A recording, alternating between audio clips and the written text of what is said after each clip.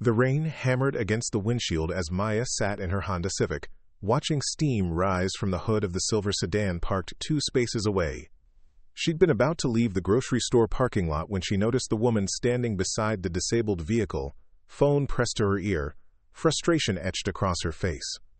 What happened next would unravel everything Maya thought she knew about chance encounters and the courage it takes to trust a stranger. Before we jump back in, tell us where you're tuning in from, and if this story touches you, make sure you're subscribed, because tomorrow, I've saved something extra special for you. Maya had always been the type to help. At 28, she worked as a pediatric nurse at Sacramento General, spending her days caring for others, so when she saw someone in distress, her instincts kicked in automatically. She grabbed her jumper cables from the trunk, a gift from her practical-minded father who'd insisted every woman should carry emergency supplies.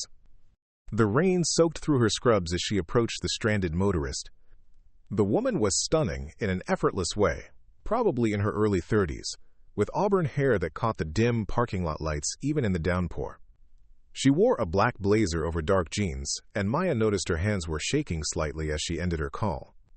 When their eyes met, Maya felt something shift in the air between them, an electric recognition that had nothing to do with the storm overhead. "Car trouble?" Maya called out, raising her voice over the rain. The woman nodded, relief flooding her features. "Battery died right after I came out of the store. I was just trying to call a tow truck, but they said it'll be at least 2 hours in this weather." Maya held up her jumper cables with a reassuring smile. "Lucky for you, I come prepared. I'm Maya, by the way." "Sophia," the woman replied, and even through the storm, Maya caught the slight tremor in her voice. There was something vulnerable about the way Sophia said her name, as if she wasn't used to accepting help from strangers. They worked together to pop both hoods, Maya explaining each step as she connected the cables.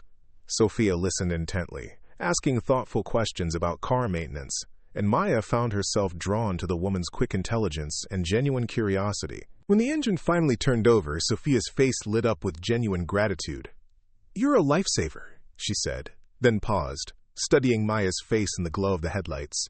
"I know this might sound crazy, but would you like to grab coffee? I mean, after you just rescued me from being stranded in a parking lot, the least I can do is buy you a warm drink." Maya felt her pulse quicken. Something about Sophia intrigued her, beyond the simple good deed she'd just performed. Maybe it was the way Sophia's eyes held secrets, or how she seemed to be fighting some internal battle even as she smiled. "I'd like that," Maya heard herself saying, surprising them both with her immediate acceptance. They ended up at an all-night diner called Rosie's, a few blocks from the grocery store. The place had that timeless quality of red vinyl booths and checkered floors, the kind of restaurant that had probably looked the same for decades. Over steaming mugs of coffee and shared slices of apple pie, they talked with the easy familiarity of old friends. Sophia worked in marketing for a tech startup, had moved to Sacramento 6 months ago from Portland, and lived alone in a converted loft downtown. But as the conversation deepened, Maya sensed layers beneath Sophia's polished exterior. She mentioned her ex-partner casually, then quickly changed the subject. She talked about loving her independence, but Maya caught fleeting moments of loneliness in her expression. When Sophia mentioned feeling like she was constantly looking over her shoulder lately, Maya's nursing instincts kicked in. "Is everything okay?" Maya asked gently, setting down her coffee cup. Sophia's fingers traced the rim of her mug, a nervous gesture that Maya was beginning to recognize. "It's probably nothing," Sophia said, but her voice lacked conviction. "I've just been getting some weird messages lately. Wrong numbers, hang-up calls. My ex, Veronica, she didn't take our breakup well. And sometimes I wonder." She trailed off, shaking her head. Maya leaned forward, her protective instincts fully engaged. "That doesn't sound like nothing. Have you talked to anyone about it?" Sophia's laugh was hollow. "What would I say? That I think my ex might be trying to mess with my head? I don't have proof, just a feeling." The vulnerability in Sophia's voice made Maya's chest tighten with an unfamiliar emotion. They stayed at the diner until nearly midnight, the conversation flowing from serious to playful and back again. Maya learned that Sophia played guitar, had a secret addiction to true crime podcasts, and made the world's worst pancakes. Sophia discovered that Maya had wanted to be a veterinarian before switching to nursing, spoke 3 languages, and had a terrible habit of rescuing stray animals. When they finally left the diner, the rain had stopped, leaving the streets gleaming under the streetlights. They stood beside their cars, neither seeming ready to end the evening. "This was really nice," Sophia said, and Maya heard genuine surprise in her voice, as if she hadn't expected to enjoy herself so much. "It was," Maya agreed, fishing her phone from her pocket. "Maybe we could do it again sometime?" They exchanged numbers, fingers brushing briefly as Sophia handed back Maya's phone. The contact sent a small shock through Maya's system, and from the way Sophia's breath caught, she felt it too. As they drove away in opposite directions, Maya found herself replaying every moment of their encounter. The way Sophia's eyes crinkled when she laughed, how she absently tucked her hair behind her ear when she was thinking, the subtle sadness that seemed to shadow her even during their lightest moments. Maya had dated before, had even been in a few serious relationships, but nothing had felt quite like this immediate connection. The next morning brought a text from Sophia. "Thank you again for last night, both the car rescue and the conversation. Hope your shift goes well today." Maya smiled as she read it during her break at the hospital, already composing her reply.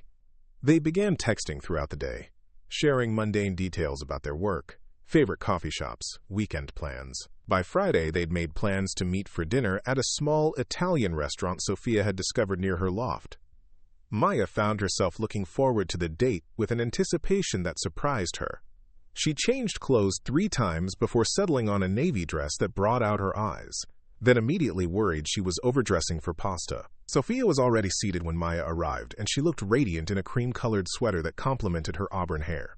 They fell into conversation as easily as they had that first night, but Maya noticed Sophia checking her phone more frequently, a small line of worry creasing her forehead.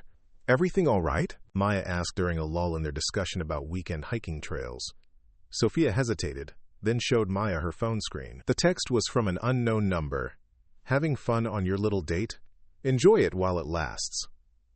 Maya felt a chill run down her spine as she read the message. "How long has this been going on?" Maya asked, her voice tight with concern. Sophia shrugged, trying to appear nonchalant. "A few weeks, maybe more. It started with hang-up calls, then progressed to texts. Always from different numbers, so I can't block them effectively."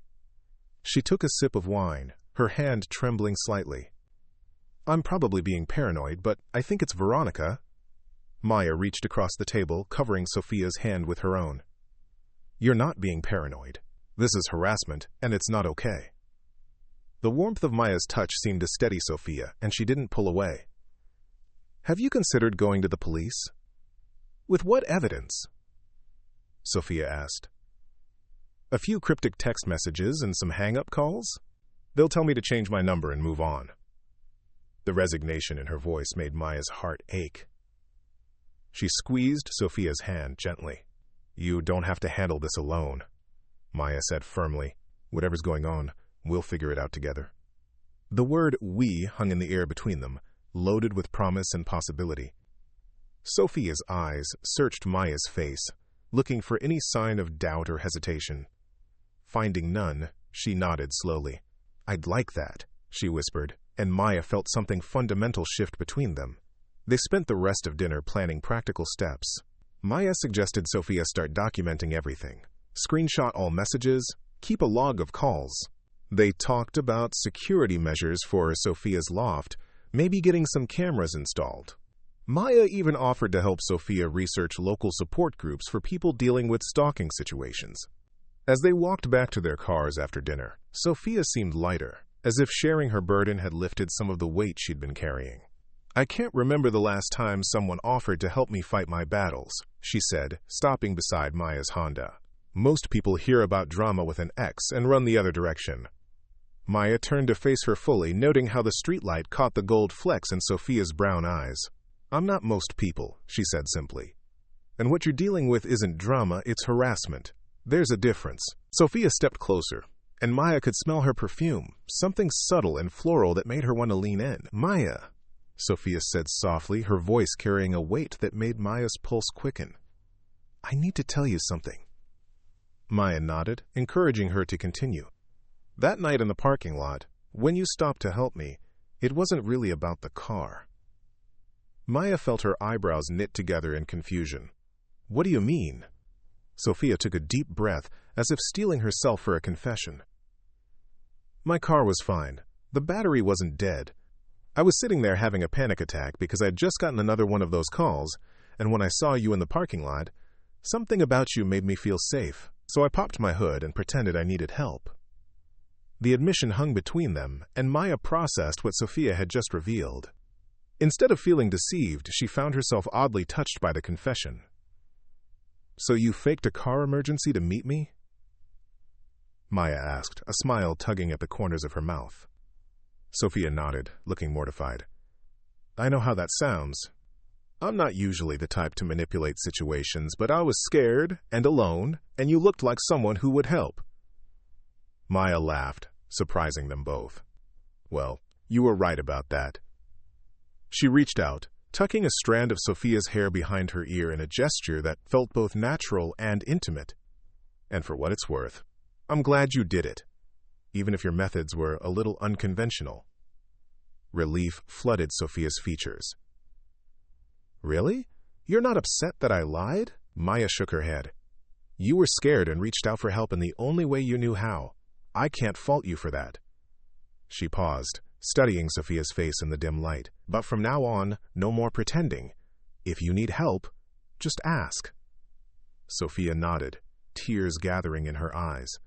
I will, she promised. Preparing and narrating this story took us a lot of time, so if you are enjoying it, subscribe to our channel. It means a lot to us. Now, back to the story. Then, before Maya could react, Sophia stepped forward and pressed a soft kiss to her cheek. Thank you for understanding, she whispered against Maya's ear, her breath warm and sending shivers down Maya's spine. As they said goodnight and drove their separate ways, Maya found herself thinking about courage and vulnerability, about the different ways people reached out when they were drowning. Sophia's confession had revealed something beautiful about her character, the way she'd recognized a lifeline and grabbed it, even if it meant bending the truth. The weekend brought more texts from unknown numbers, increasingly aggressive in tone. Your new girlfriend won't always be around to protect you. Enjoying your little romance? It won't last. You can't hide from me forever.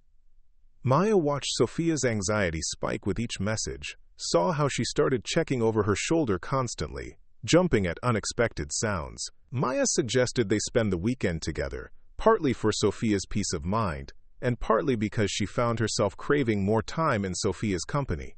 They went hiking in the foothills east of Sacramento, the October air crisp and clean, painting Sophia's cheeks pink with exertion and cold. Maya watched Sophia gradually relax as they climbed higher, the physical activity and natural beauty working their therapeutic magic. At a scenic overlook, they stopped to rest and share the lunch Maya had packed. Sophia sat close enough that their shoulders touched, and Maya felt the rightness of it, how perfectly they seemed to fit together. I used to hike all the time in Portland, Sophia said, gazing out over the valley below. It was my escape when things got overwhelming. What made you leave? Maya asked, genuinely curious about the life Sophia had left behind. Sophia was quiet for a long moment, pulling at the grass beside her. Veronica, she said finally. We lived together for 2 years, and toward the end, she became increasingly controlling. She wanted to know where I was every minute, who I was with, what I was doing. When I tried to talk to her about giving me some space, she'd flip it around, make me feel like I was being unreasonable. Maya felt a familiar anger rising in her chest, the same protective instinct that made her such a fierce advocate for her young patients. That's not healthy, she said carefully, not wanting to push too hard but needing Sophia to understand the seriousness of what she was describing. I know that now, Sophia replied.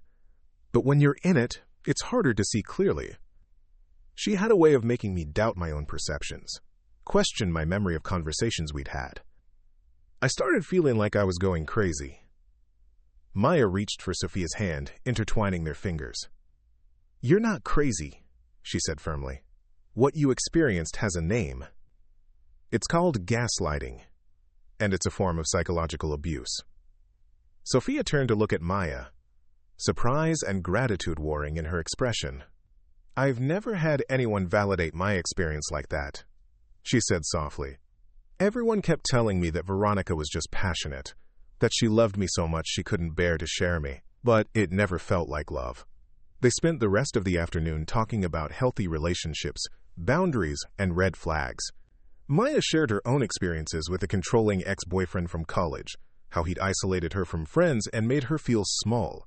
It was the kind of deep, honest conversation that either scared people away or brought them closer together. By the time they hiked back down to the parking area, something had shifted between them again.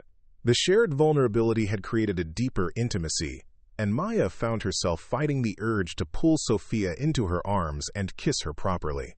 Instead, she settled for helping Sophia into her car, their faces close enough that she could see the flecks of gold in Sophia's brown eyes. "Maya," Sophia said softly, her hand still resting on Maya's arm. "Would you like to come back to my place? I could make dinner, open a bottle of wine.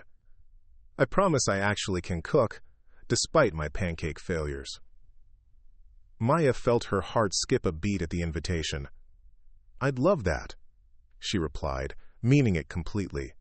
Sophia's loft was everything Maya had imagined, and more. Exposed brick walls lined with bookshelves, plants hanging from every available surface, and a cozy living area with worn leather furniture that looked like it had stories to tell. A guitar leaned against one wall, and Maya made a mental note to ask Sophia to play for her sometime. While Sophia cooked, Maya explored the space, noting the framed photographs on the mantel. Sophia with friends at various hiking locations, a group shot from what looked like a work party, a few pictures with a woman Maya assumed was Veronica. In those photos, Sophia looked different somehow, smaller, her smile not quite reaching her eyes. "Those are from my Portland days," Sophia said, appearing beside Maya with 2 glasses of red wine. "I should probably take some of them down, but I'm not quite ready to erase that part of my life completely." Maya accepted the wine, noting how Sophia avoided looking directly at the photos. "Healing isn't linear," Maya said gently. "Take the time you need." Sophia's smile was grateful and a little sad. "How did I get so lucky to meet someone who understands?" she asked, and Maya felt her chest tighten with emotion. Dinner was perfect, a simple pasta dish with fresh vegetables from the farmer's market, accompanied by crusty bread and more wine than either of them usually drank. They talked about everything and nothing, the conversation flowing as easily as it had that first night at the diner. Maya found herself studying Sophia's face in the candlelight, memorizing the curve of her lips, the way her eyes sparkled when she laughed. After dinner, they moved to the couch with the rest of the wine, sitting closer together than strictly necessary. Maya could feel the warmth radiating from Sophia's body, could smell her perfume mixed with the scent of the candles burning on the coffee table. The atmosphere felt charged with possibility, and Maya found herself hyper-aware of every small movement, every shared glance. "I should probably head home," Maya said eventually, though she made no move to get up. "Tomorrow's an early shift at the hospital." Sophia nodded, but Maya caught the flash of disappointment in her eyes. "Of course," Sophia replied. "I don't want to keep you up too late." They stood together, and Maya felt the weight of the evening settling around them. At the door, Sophia helped Maya into her jacket, their movements slow and deliberate. "Thank you for today," Sophia said softly. "For listening, for understanding, for just being here." Maya turned to face her, and suddenly they were standing very close together, Sophia's back against the door, Maya's hand resting on the wooden surface beside Sophia's head. The air between them crackled with tension, and Maya could see her own desire reflected in Sophia's eyes. "Sophia," Maya whispered, and then Sophia was rising on her toes, closing the distance between them. Their first kiss was soft and tentative, a question asked and answered. When they broke apart, both were breathing hard, and Maya could see the wonder in Sophia's expression. "I've been wanting to do that all day," Sophia confessed, her hands resting lightly on Maya's shoulders. Maya smiled, pressing a soft kiss to Sophia's forehead. "Me too," she admitted. "But I wanted to make sure you were ready." They kissed again, deeper this time, and Maya felt something fundamental shift in her world. When they finally broke apart, both were smiling, and Maya felt giddy with possibility. I should really go, she said, though every instinct told her to stay. Sophia nodded, but her hands lingered on Maya's arms. Text me when you get home safe? She asked, and Maya's heart melted at the concern in her voice. The drive home passed in a blur of replayed moments and anticipation for what might come next. Maya found herself grinning like a teenager, her fingers touching her lips where Sophia had kissed her. At a red light, she pulled out her phone to text Sophia, "Made it home. Already missing you." The response came quickly. "Missing you too. Sweet dreams, Maya," followed by a heart emoji that made Maya's chest flutter with joy. As she got ready for bed, Maya found herself thinking about courage again, about the different forms it could take. Sophia's courage in reaching out that night in the parking lot, even if it meant bending the truth. Maya's own courage in opening her heart to someone who came with complications. The next week brought a new intensity to their relationship. They texted constantly throughout their workdays, sharing photos of their lunches, complaints about difficult colleagues, small victories and frustrations. Maya found herself looking forward to Sophia's messages with an eagerness that surprised her.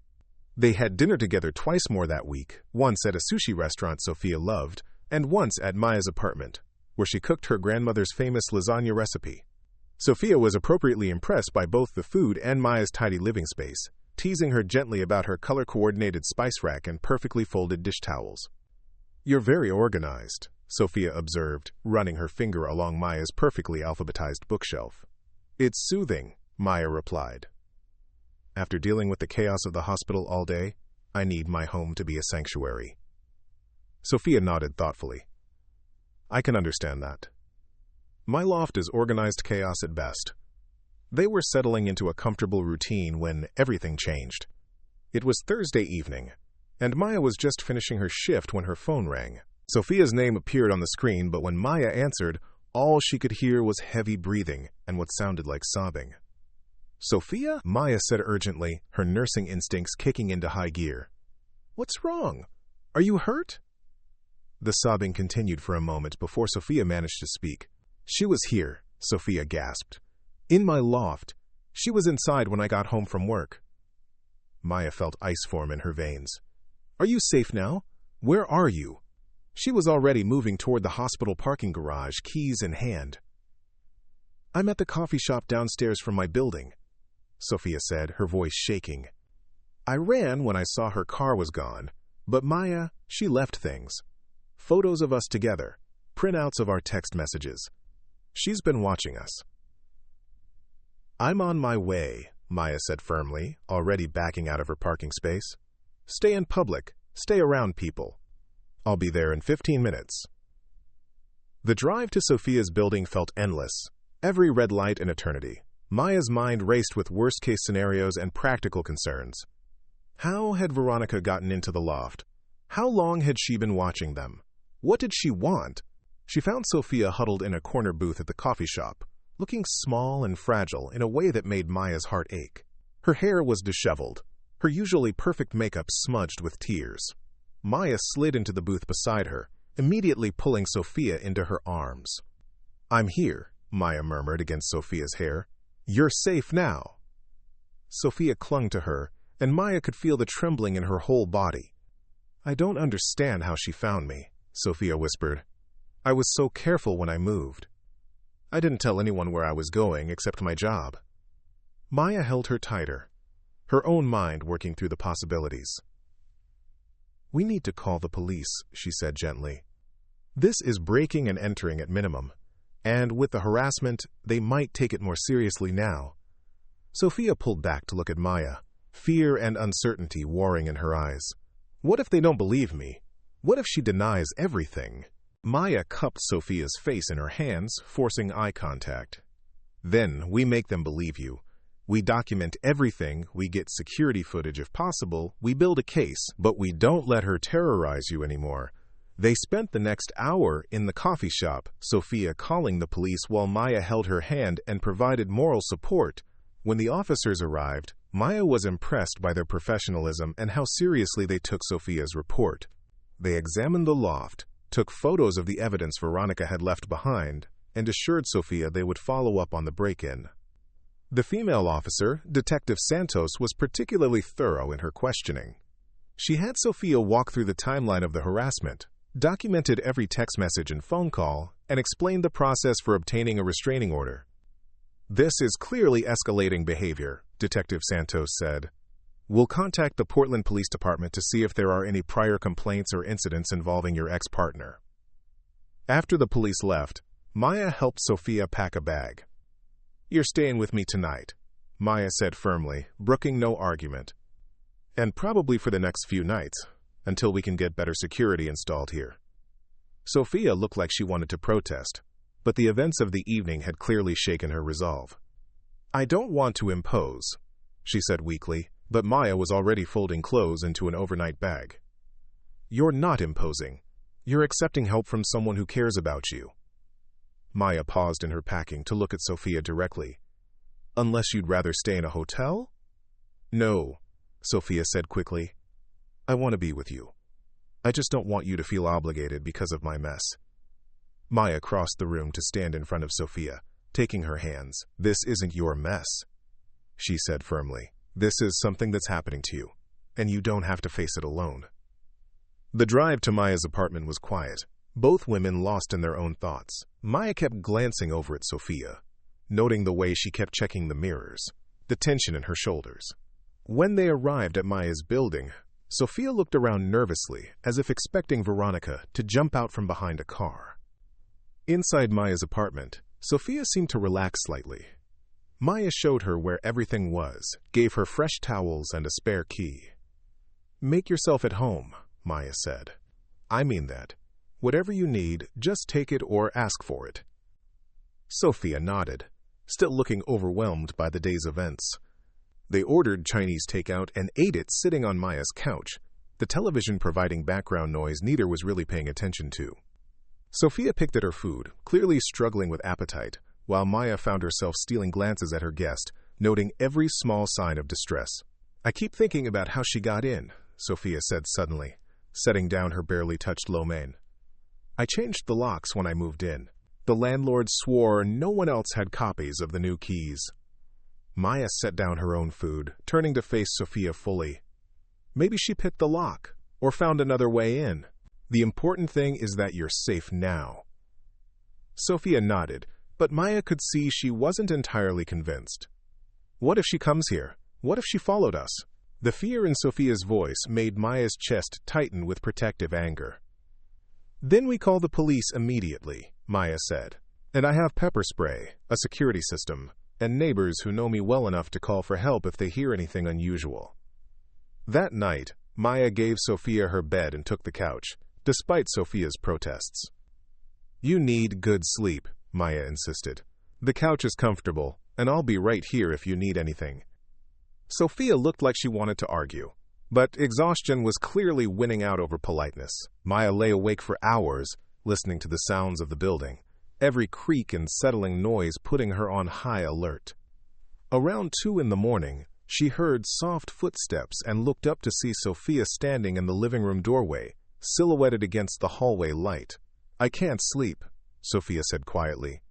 "Every time I close my eyes, I see her standing in my living room, going through my things." Maya sat up immediately, opening her arms. Sophia crossed the room and curled up on the couch beside her, fitting perfectly against Maya's side. "Do you want to talk about it?" Maya asked, running her fingers through Sophia's hair. Sophia was quiet for so long Maya thought she'd fallen asleep, but then she spoke, her voice barely above a whisper. "She had photos of us from our hike, from dinner at the Italian place. She'd been following us for weeks, maybe longer, and I never knew." Maya felt a chill run down her spine. The thought of someone watching them, photographing their private moments, felt like a violation of something precious. "The police will figure out how she's been tracking you," Maya said, trying to sound more confident than she felt. "And once they do, they'll be able to stop her." "What if they can't?" Sophia asked, the vulnerability in her voice breaking Maya's heart. "What if she never stops?" Maya tightened her arms around Sophia, pressing a kiss to the top of her head. "Then, we'll figure out another way.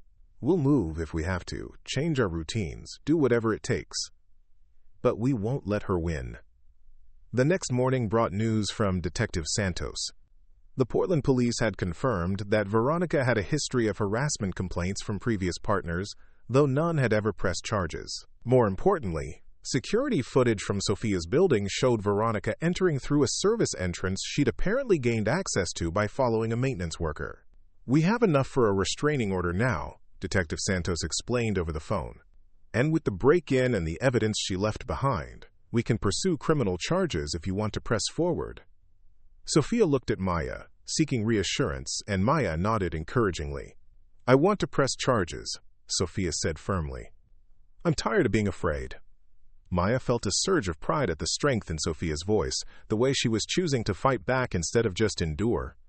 The next few days passed in a blur of legal appointments, security consultations, and careful planning. Maya took time off work to help Sophia navigate the restraining order process, sitting beside her in courtrooms and lawyers' offices, providing a steady presence during what felt like an overwhelming bureaucratic maze.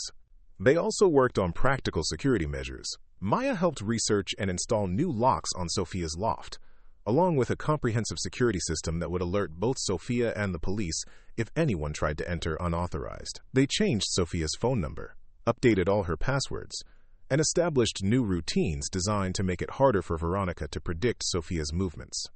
Through it all, Maya was struck by Sophia's resilience. Yes, she was scared, but she refused to let that fear paralyze her. She asked questions, took notes, and actively participated in planning her own protection. The woman who had pretended to have car trouble in a parking lot was transforming into someone who could face her stalker head-on. "I feel like I'm becoming myself again," Sophia told Maya one evening as they cooked dinner together in Maya's kitchen. "For so long I've been reactive, just responding to whatever crisis she created. But now I feel like I'm taking control of my own life again." Maya looked up from the vegetables she was chopping, noting the determined set of Sophia's shoulders, the confidence returning to her voice. "You're amazing," Maya said simply, and meant it completely. Sophia blushed, but she didn't deflect the compliment the way she might have a week ago. The restraining order was granted on a Tuesday morning in late October. Judge Martinez listened carefully to Sophia's testimony, reviewed the evidence Detective Santos had compiled, and granted a 3-year order of protection without hesitation. "Ms. Chen," the judge said to Veronica, who had appeared with her own lawyer, "you are hereby ordered to stay at least 500 feet away from Ms. Rodriguez at all times. You may not contact her directly or indirectly, you may not visit her home or workplace, and you may not use any third parties to communicate with her. Violation of this order is a criminal offense." Veronica's face was stone throughout the proceedings, but Maya caught the flash of anger in her eyes when the judge spoke. As they left the courthouse, Maya stayed close to Sophia, hyper-aware of their surroundings. Veronica and her lawyer were still inside, but Maya had learned not to take anything for granted when it came to Sophia's safety. "How do you feel?" Maya asked as they walked to the car. Sophia was quiet for a moment, considering. "Relieved," she said finally, "but also scared. What if this just makes her angrier? What if she decides to escalate instead of backing down?" Maya had wondered the same thing, but she tried to project confidence for Sophia's sake. "Then we deal with that if it happens. But for now, you have legal protection, and she knows the police are watching her. That has to count for something." That weekend, they decided to celebrate the restraining order with a trip to San Francisco. Maya had suggested it partly as a distraction, and partly because she wanted to show Sophia one of her favorite cities. They booked a small hotel near Union Square and spent Saturday exploring Fisherman's Wharf, riding cable cars, and wandering through Golden Gate Park. It was the first time in weeks that Maya had seen Sophia truly relaxed. She laughed at the sea lions at Pier 39, took dozens of photos of the Golden Gate Bridge, and insisted on buying Maya a ridiculously touristy t-shirt from a souvenir shop. They ate lunch at a hole-in-the-wall dim sum restaurant in Chinatown, where Sophia impressed Maya by ordering in Mandarin. "I took 4 years of Chinese in college," Sophia explained when Maya raised an eyebrow. "My parents always said learning languages would serve me well in business."